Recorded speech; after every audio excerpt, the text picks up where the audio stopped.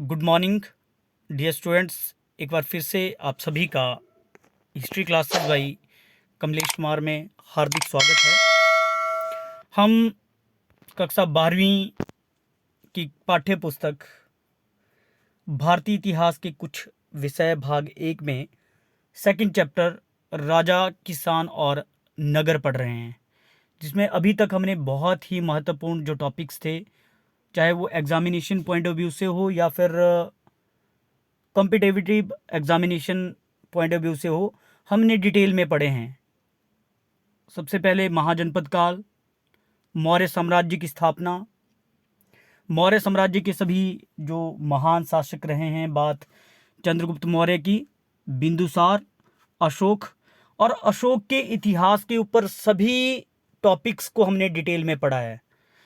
मैंने आप लोगों को बार बार ये चीज़ बताई है जब हम इन टॉपिक्स को पढ़ रहे थे कि बहुत सारे ऐसे प्रश्न हैं जो लॉन्ग आंसर टाइप में अशोक के पोर्शन से आपको आते हैं, जिसमें हमने अशोक और कलिंग युद्ध या कलिंग युद्ध का अशोक के जीवन पर क्या प्रभाव पड़ा, अशोक के धर्म की मुख्य शिक्षाएं, अशोक की महानता के कारण और बौद्ध धर्म के प्रसार के लिए अशोक का योगदान, ये बहुत सारे टॉपिक्स हमने बहुत डिटेल में डिस्कस किए हैं। साथ में ही अशोक के अभिलेखों के बारे में हमने पिछली क्लास में पढ़ा था। आज भी हम दो बहुत ही महत्वपूर्ण टॉपिक जो कि एग्जामिनेशन में आते हैं, एक मौर्य साम्राज्य का प्रशासनिक प्रबंध और दूसरा मौर्य साम्राज्य के पतन के कारण।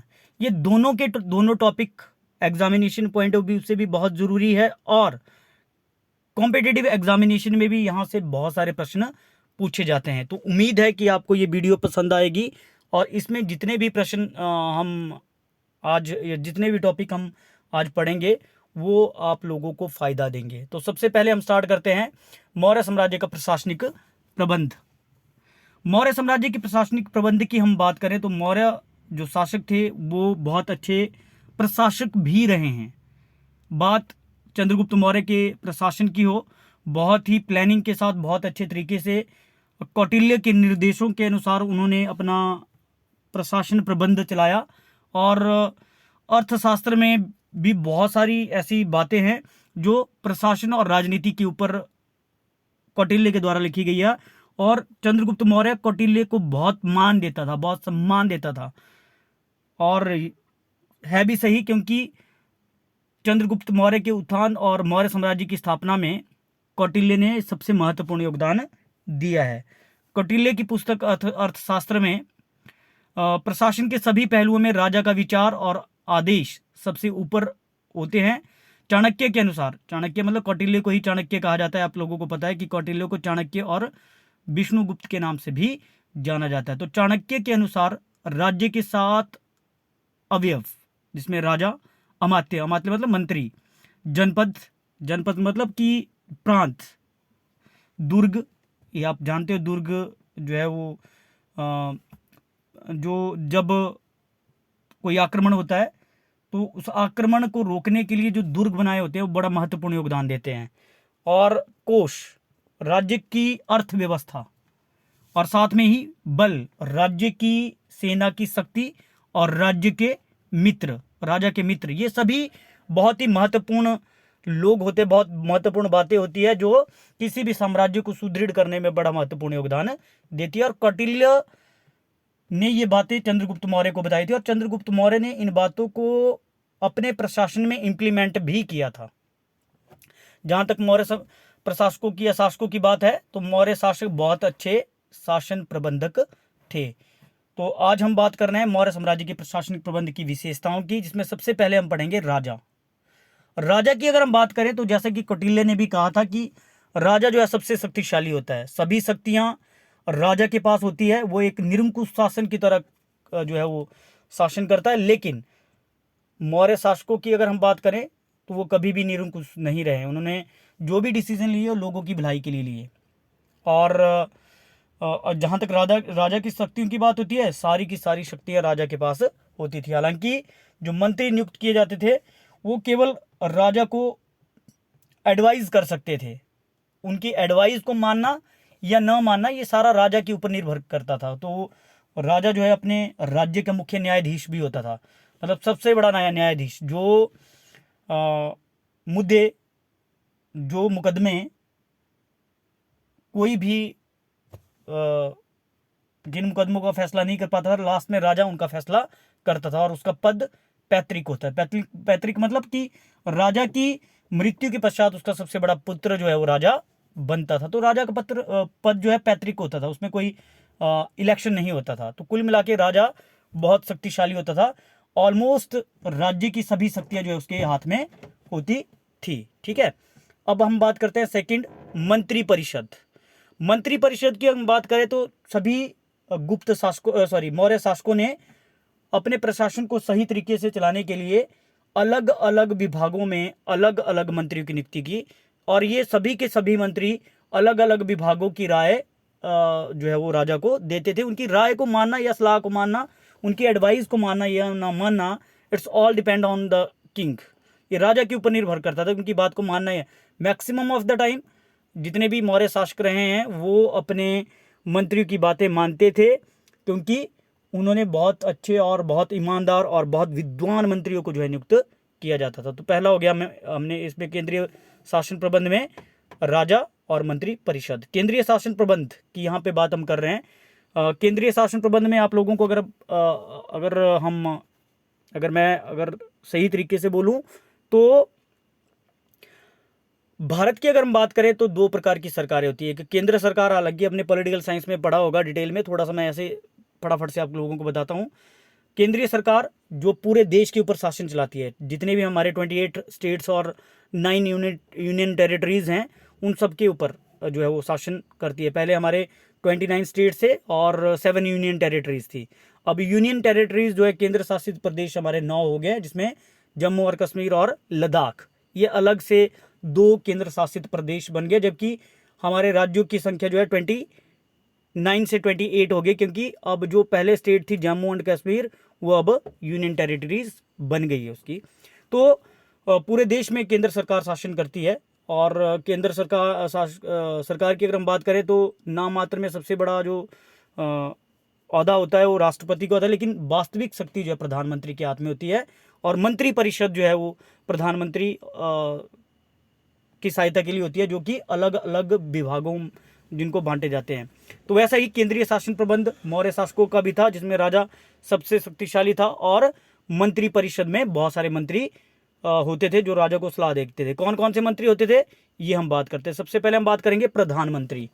सभी मंत्रियों में सबसे ज्यादा सर्वोच्च जो मंत्री होता था उसे प्रधानमंत्री कहा जाता था। चंद्रगुप्त मौर्य की बात करें तो चंद्रगुप्त मौर्य के शासनकाल में कौटिल्य जो है वो चंद्रगुप्त मौर्य के प्रधानमंत्री रहे हैं, जो सभी विभागों के ऊपर निगरानी रखते थे और राजा को सलाह देते थे। अगर चंद्रगुप्त मौर्य की बात करें तो कौटिल्य की सलाह को आंख बंद करके भी मान लेता था, क्योंकि उनकी बहुत रिस्पेक्ट वो करता था। सेकंड है हमारा पुरोहित। पुरोहित वो राज्य का धार्मिक अधिकारी होता था। राजा को धर्म संबंधी विषयों के बारे में ये सलाह देता था। तीसरा आता है समाहर्ता। कई बार ये बहुत जरूरी पॉइंट है, आपने ध्यान से सुनना है। समाहर्ता, ये प्रश्न अलग से 2 नंबर में पूछा जाता है कि समाहर्ता से क्या अभिप्राय है, समाहर्ता कौन था। मैंने कार्य जो आपकी वर्कशीट है उसमें भी ये प्रश्न दिया है आपको, समाहर्ता से क्या अभिप्राय है। तो यह कर निर्धारण का सर्वोच्च अधिकारी होता था। इसका मुख्य कार्य पूरे साम्राज्य का भूमि के आधार पर कर निर्धारण करना होता था। भूमि के आधार पर कर निर्धारित करता था ये, और राजा को रिपोर्ट देता था कि इस जगह पे ज़्यादा प्रोडक्शन हो रही है, तो राजा भी उसकी सलाह को मानता था। तो बहुत महत्वपूर्ण अधिकारी समाहर्ता, वह कर निर्धारण का सर्वोच्च अधिकारी होता था। 2 नंबर में प्रश्न एग्जामिनेशन में आप लोगों को आता है। दूसरा सन्निधता, ये भी प्रश्न 2 नंबर में आपको पूछा जाता है कि सन्निधता कौन था। तो सन्निधता कर निर्धारण जो अधिकारी था समाहर्ता, उसी की तरह राज्य का प्रमुख कोषाध्यक्ष होता था। समाहर्ता होता था कर निर्धारक और सन्निधता होता था प्रमुख कोषाध्यक्ष। राज्य का पूरा कोष का वो अधिकारी होता था और उसके पास वो कमांड होती थी कि वो उस कोष को किस तरीके से जो है मेंटेन, और उस समय पर वो राजा को उसके बारे में बताता रहता था। तो दोनों प्रश्न ये समाहर्ता और सन्निधता, ये दोनों 2 नंबर के बहुत बार एग्जामिनेशन में आए हैं। तो आप लोग इनको सही तरीके से लर्न करके कॉपी पे अपनी लिख सकते हैं। सेकंड, फिफ्थ वन इज सेनापति। सेनापति जैसा कि आप सभी जानते हैं, सेना का प्रमुख राजा को वो युद्ध और संधियों के बारे में सलाह देता था। युद्ध विभव की जगह अपनी युद्ध करना, यहाँ पे युद्ध और संधियों के बारे में सलाह देता है कि किस देश के साथ युद्ध करना है और किसके साथ जो है संधि करनी है। हालांकि अगर हम अशोक के शासनकाल की बात करें तो सेनापति का ज़्यादा महत्व नहीं रहा, क्योंकि कलिंग बैटल के बाद अशोक ने युद्ध लड़े ही नहीं। ये आप लोगों को सबको पता है, हमने बड़े डिटेल में ये सारा कुछ पढ़ा हुआ है। द सिक्स्थ वन इज दंडपाल, पुलिस विभाग का प्रमुख, और उसका मुख्य कार्य पूरे जो शहर होते थे, नगर होता था, उसमें शांति और व्यवस्था को बनाए रखना था, और चोरों और डकैतों को भी वो पकड़ता था। तो ये भी बड़ा महत्वपूर्ण एक पोस्ट थी उस समय। नेक्स्ट था दुर्गपाल, दुर्ग तथा कबीले की रक्षा करता था। और अमात्य, वह न्याय तथा प्रशासकीय मंत्री होता था, अमात्य। ठीक है, बहुत ही इम्पोर्टेंट ये मंत्री था अमात्य, जो कि न्याय व्यवस्था को देखता था और राजा को सलाह देता था। हालांकि हमने पढ़ा पहले कि अमात्य तो एक न्याय मंत्री था, लेकिन मुख्य न्यायाधीश जो है वो राजा ही होता था। एंड द लास्ट जिस चीज़ को हम डिस्कस कर रहे हैं, तीर्थ। कई बार एग्जामिनेशन में प्रश्न आता है कि तीर्थ से क्या अभिप्राय है। मौर्य काल में उच्च कोटि के अधिकारियों को क्या कहते हैं? तीर्थ कहते थे। उच्च कोटि के अधिकारी मतलब कि ऐसे अधिकारी जो प्रशासन को सही तरीके से चलाने में मंत्रियों और राजा की हेल्प करते थे, और इनको नगद वेतन मिलता था। तो उम्मीद है कि आप लोगों को ये केंद्रीय शासन प्रबंध में पसंद आएगा। सबसे पहले केंद्रीय प्रशासन प्रबंध में हमने जो किया उसमें राजा, उसके बाद मंत्रिपरिषद, मंत्रिपरिषद में सबसे पहले प्रधानमंत्री, पुरोहित, समाहर्ता, सन्निधता, सेनापति, दंडपाल, दुर्गपाल और अमात्य, ये महत्वपूर्ण मंत्री है। और उसके बाद हमने बात की तीर्थ, महत्वपूर्ण उच्च कोटि के अधिकारी। अब हम बात करेंगे मौर्य साम्राज्य के प्रांतीय प्रबंध की। प्रांतीय प्रबंध की अगर हम बात करें तो सबसे पहले हम बात करेंगे कि मौर्य शासकों ने जो अपना पूरा साम्राज्य था उसको प्रांतों में बांटा गया था। अगर चंद्रगुप्त मौर्य की बात करें तो चंद्रगुप्त मौर्य के शासनकाल में 4 प्रांत थे, जिसमें मध्य प्रांत, उत्तरी पश्चिमी सीमा प्रांत और दक्षिण प्रांत, और जो है वो हम बात करते हैं पहला, दूसरा, तीसरा पूर्वी प्रांत था। ठीक है, 4 महत्वपूर्ण प्रांत थे। जबकि मौर्य साम्राज्य के शासक अशोक, जिसने कलिंग का युद्ध जीता, कलिंग के युद्ध के पश्चात मौर्य साम्राज्य के 5 प्रांत हो गए। सबसे पहला मध्य प्रांत, जिसकी राजधानी पाटलिपुत्र थी। पाटलिपुत्र, इसमें राजा ही इसका प्रशासन देखता था। ठीक है। दूसरा था उत्तरी पश्चिमी सीमा प्रांत, जिसकी राजधानी तक्षशिला थी। बहुत ही महत्वपूर्ण ये केंद्र रहा है तक्षशिला। तक्षशिला विश्वविद्यालय के लिए भी प्रसिद्ध रहा है, और कौटिल्य ने चंद्रगुप्त मौर्य को यही शिक्षा दीक्षा दी थी। द थर्ड वन इज पूर्वी प्रांत, जिसकी राजधानी उज्जैन थी। गुजरात के आसपास और मध्य प्रदेश के आसपास के क्षेत्रों में, महाराष्ट्र के उस क्षेत्र में ये प्रांत स्थित था, जिसमें 3 राज्य उस समय सम्मिलित थे। 3 राज्यों के हिस्से सम्मिलित थे पूर्वी प्रांत में। And the fourth one is बहुत जरूरी, जिसको अशोक ने जीता, कलिंग प्रांत, जिसकी राजधानी कलिंग प्रांत, जिसकी राजधानी तोसाली थी, और दक्षिण प्रांत, जिसकी राजधानी स्वर्णगिरी थी। जहाँ तक इन प्रांतों के मुख्य की बात होती है, इन प्रांतों के मुख्य को कुमार कहा जाता था, और ये राजा के ज़्यादातर पुत्र या राजा के रिश्तेदार होते थे। जैसे चंद्रगुप्त बिंदुसार के समय उज्जैन का जो कुमार था वो अशोक था। ठीक है, तो इस प्रकार से राजकुमार जो है वो इस पद पर नियुक्त किए जाते थे, और उनका मुख्य कार्य प्रांतों में शांति और व्यवस्था को बनाए रखना था। ठीक है, अब हम बात करते हैं, आपको ये पूरा का पूरा समझ आ गया होगा कि प्रशासनिक व्यवस्था की हमने बात की। अब बात करते हैं मौर्य साम्राज्य के पतन के कारण। हालांकि इसके लिए मैं अलग वीडियो बना रहा था, लेकिन लंबा चला जाएगा, इसलिए फटाफट से हम इसको भी करेंगे, पर आप लोगों को समझ आएगा, इसलिए बड़ी आसानी से हम इसको करने की कोशिश करेंगे। मौर्य साम्राज्य, जो कि एक बहुत महान साम्राज्य रहा है, भारत का पहला सबसे बड़ा और विस्तृत साम्राज्य, इस साम्राज्य का अंत हो गया, इसका पतन हो गया। क्या उसके पीछे कारण रहे, उसके बारे में हम आज डिस्कस कर रहे हैं। हालांकि इसका जो तात्कालिक कारण था वो था पुष्यमित्र शुंग के द्वारा बृहद्रथ की हत्या। बृहद्रथ जो मौर्य साम्राज्य का अंतिम शासक था, उसे पराजित किया, उसे उसकी हत्या कर दी पुष्यमित्र शुंग ने, जो एक सेनापति था मौर्य साम्राज्य का। ठीक है, लेकिन इसके अलावा भी बहुत सारे और कॉजेज थे जिसकी वजह से कि इस इतने बड़े साम्राज्य का डिक्लाइन हुआ। व्हाट आर दोज कॉजेज, उसके बारे में हम बात कर रहे हैं। सबसे पहले अयोग्य और निर्बल उत्तराधिकारी। देखो, जो मौर्य साम्राज्य था, मौर्य साम्राज्य एक बहुत बड़ा साम्राज्य था। हमने बात की कि अफगानिस्तान, पाकिस्तान, भारत के अलावा बांग्लादेश, म्यांमार और नेपाल का क्षेत्र उस समय उसमें सम्मिलित था। काबुल, कंधार, हेरात, बलूचिस्तान के अलावा पूरा भारतवर्ष। दक्षिण भारत के 3 राज्यों की अगर बात करें जो प्राचीन राज्य थे, चोर चेल पांड्य, जिनका जो बिल्कुल लास्ट साउथ में थे, तमिलनाडु वाले क्षेत्र में और नीचे केरला वाले क्षेत्र में, उसको अगर हम छोड़ दें तो लगभग पूरे भारतवर्ष पर चंद्रगुप्त मौर्य और मौर्य साम्राज्य के शासकों का शासन रहा है। लेकिन जब तक इस साम्राज्य पर बड़े बड़े शक्तिशाली शासक रहे, चंद्रगुप्त मौर्य, अशोक जैसे, तब तक इस साम्राज्य का विकास होता रहा। अशोक ने तो बिना युद्ध लड़े भी इतने बड़े साम्राज्य को संभाला, लेकिन अशोक के कमजोर उत्तराधिकारी, जिसमें बृहद्रथ, संप्रदी और दशरथ इत्यादि थे, वो इस साम्राज्य को नहीं संभाल पाए और इसका पतन हो गया। सेकंड जो इसका कारण है, प्रशासन का केंद्रीयकरण। मौर्य प्रशासन में लगभग सभी जितने भी कार्य थे वो राजा के द्वारा किए जाते थे। राजा के पास पूरा नियंत्रण था। वरिष्ठ पदाधिकारियों की नियुक्ति, सर्वोच्च अधिकार उसी को प्राप्त था। मतलब लगभग सारे जितना भी पावर्स थी वो सारी राजा के पास थी। तो इस केंद्रीयकरण के कारण भी ये भी एक कॉज बना कि जब तक तो रहे शक्तिशाली शासक जैसे अशोक वगैरह, चंद्रगुप्त मौर्य, तब तक तो कोई दिक्कत नहीं रही केंद्रीयकरण की भी। लेकिन कमजोर जो राजा थे वो सही तरीके से प्रशासन को नहीं संभाल पाए और उन्होंने प्रजा को कष्ट पहुंचाना, उनके ऊपर अत्याचार करना आरंभ कर दिया, क्योंकि वो बिल्कुल जो है वो पूरा मोनोपोली जिसको हम बोल सकते हैं निरंकुशता के साथ शासन करने लगे। तो ये भी एक कारण रहा प्रशासन का केंद्रीकरण। थर्ड जो पॉइंट है, अशोक का उत्तरदायित्व। तो बहुत सारे इतिहासकारों का मानना है कि for the decline of Maurya empire Ashoka जो है वो रिस्पॉन्सिबल रहा है, अशोक की जिम्मेवारी रही है। उसके पीछे जो लॉजिक वो देते हैं, एक तो कि उसने हमेशा के लिए युद्ध का त्याग कर दिया, जो कि गलत था, क्योंकि युद्ध के त्याग के कारण मौर्य सेना कमज़ोर होगी, उनके हथियारों में जंग लग गया, वो युद्ध करना भूल गए।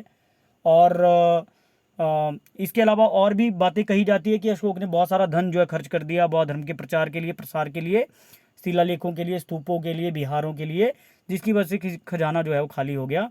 तो जिसके लिए वो अशोक को रिस्पॉन्सिबल मानते हैं। इसके अतिरिक्त उनका बहुत सारे इतिहासकारों का मानना था कि अशोक ने बौद्ध धर्म को ज़्यादा इंपॉर्टेंस दे दी, जिसके कारण हिंदू जो है उसके विरुद्ध हो गए।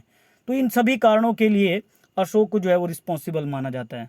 फोर्थ जो है, आर्थिक स्थिति का कमजोर होना। हमने पहले भी बात की कि अशोक ने बहुत सारा धन खर्च कर दिया बौद्ध धर्म के प्रचार के लिए, जिसके कारण कि जो मौर्य खजाना था वो खाली हो गया। बाद के जो मौर्य शासक कमज़ोर थे, उन्होंने भी खजाने का दुरुपयोग किया। और आपको पता है कि खाली खजाने से जो है किसी देश का शासन नहीं चलाया जा सकता है। तो ये भी एक कारण रहा मौर्य साम्राज्य के पतन का। नेक्स्ट, कमज़ोर सेना। हमने पहले डिस्कस कर लिया है कि कलिंग युद्ध के पश्चात जब सेना युद्ध करना भूल गई, ट्रेनिंग का कोई प्रावधान नहीं था, हथियारों में जंग लग गया था, हथियार चलाने का कोई उन्हें जो है वो तजुर्बा नहीं रहा। कुल मिला के जो सेना थी उसको भी ऑलमोस्ट जो है भंग कर दिया। बहुत बड़ी सेना नहीं रखी गई, क्योंकि युद्ध करना ही छोड़ दिया। तो सैनिक जो है वो युद्ध कला के अलावा और कामों में इन्वॉल्व हो गए, जिसकी वजह से कि मौर्य सेना जो है कमज़ोर हो गई। जब तक तो अशोक जैसे शासक रहे तो शत्रुओं को हिम्मत नहीं थी कि वो अटैक करें मौर्य साम्राज्य के ऊपर। लेकिन जैसे ही कमज़ोर शासक आए, बृहद्रथ जैसे शासक, तो उनके सेनापतियों ने ही जो है वो विद्रोह कर दिया। पुष्यमित्र शुंग के द्वारा बृहद्रथ की हत्या, इसको लास्ट पॉइंट हम लेके चल रहे हैं। बृहद्रथ जो मौर्य साम्राज्य का अंतिम शासक था, हमने पहले भी बात की, उसका सेनापति था पुष्यमित्र शुंग। तो एक बार अपनी सेना का निरीक्षण करने के लिए पुष्यमित्र शुंग के साथ वो सेना के हथियारों को देखने के लिए गया और वहाँ पे पुष्यमित्र शुंग ने बृहद्रथ की हत्या कर दी, जो मौर्य साम्राज्य का अंतिम शासक था, और इसी के साथ मौर्य साम्राज्य का पतन हो गया और शुंग वंश की स्थापना हुई। तो these are the causes for the decline of Mughal empire, Maurya empire. तो आज के लिए बस इतना ही। एक बार फिर से फटाफट से मौर्य साम्राज्य के पतन के कारणों में मैं बात कर लेते हैं। अशोक अयोग्य और निर्बल उत्तराधिकारी, प्रशासन का केंद्रीयकरण, अशोक का उत्तरदायित्व, आर्थिक स्थिति का कमजोर होना, सेना का कमजोर होना और पुष्यमित्र शुंग के द्वारा बृहद्रथ की हत्या। These are the causes for the decline. और उसके बाद पहले हमने बात की प्रशासनिक प्रबंध में। तो प्रशासनिक प्रबंध में हम बात करते हैं सबसे पहले केंद्रीय प्रशासन, जिसमें राजा सबसे शक्तिशाली था। फिर मंत्री परिषद, जिसमें हमने पढ़ा प्रधानमंत्री, पुरोहित, समाहर्ता, सन्निधत्ता, सेनापति, दंडपाल, दुर्गपाल, अमात्य और तीर्थ के बारे में। समाहर्ता और सन्निधत्ता के ऊपर जो है अलग से क्वेश्चन एग्जामिनेशन में आते हैं। मैंने वर्कशीट में भी ये दिए हैं, तो आप लोगों ने करना है, नोट्स ये अपने बना लेने हैं। प्रांतीय प्रशासन प्रबंध में 5 प्रांत, मध्य प्रांत, उत्तरी पश्चिमी सीमा प्रांत, मध्य प्रांत की राजधानी पाटलिपुत्र, उत्तरी पश्चिमी सीमा प्रांत की राजधानी तक्षशिला, पूर्वी प्रांत की राजधानी उज्जैन, दक्षिणी प्रांत की राजधानी स्वर्णगिरी और कलिंग प्रांत की राजधानी का नाम था तुशाली। ठीक है, तो आज के लिए बस इतना ही। होप कि आपको ये वीडियो पसंद आई होगी। इसी के साथ हम कल फिर अगली वीडियो के साथ आएंगे, और आप लोगों ने ये जितना भी आज हमने किया इसको अपने नोट्स जो है अपनी कॉपी पे लिखने लें। Thank you and